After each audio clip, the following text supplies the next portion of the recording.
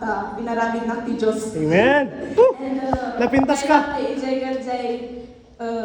hearing God's voice nga be sensitive unay ijay sa utiapo nga kasi nga obey no anya man tinanggap or anya tinabasay nga sasauna kat at ako mati obedience kat ijay man lang ti I'm working at nga ag-obey nga oray man no ada tiligat na kasay nga ada ito danak ti grace nga ada ag-obey ang kanya na kan highlight ko man lang ijay outreach tayo kot ijay nga nakita ti character ni God nga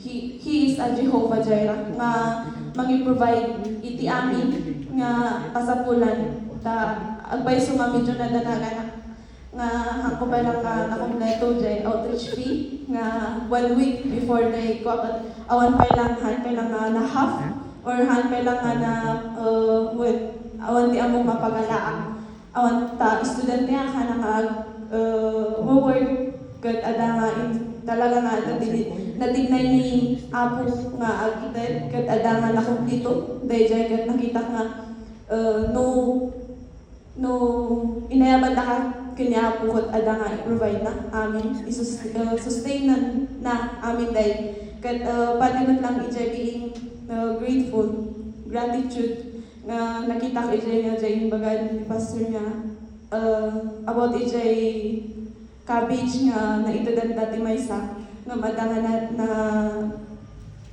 thankful da how much kanya nga adto ti kanot nga kasay adto ti maalak so being grateful mo lang kat in small thing kasay kat adangan na adam ko ijay kan ijay mo lang ubing nga adangay ti nakita ka eagerness or interesado la ijay maisusuro kanya dapat ada nga patuloy nga kakararan no dumakal dapat handa nga malipatan jay ayat ni Apo jay sacrifice na ijay cross para ijay basbasol tayo kan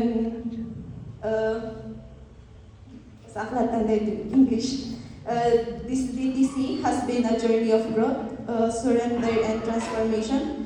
God used this session to teach me what it means to be a good daughter who walks in obedience. He showed me areas in my life where I needed to trust Him more and rely on Him completely.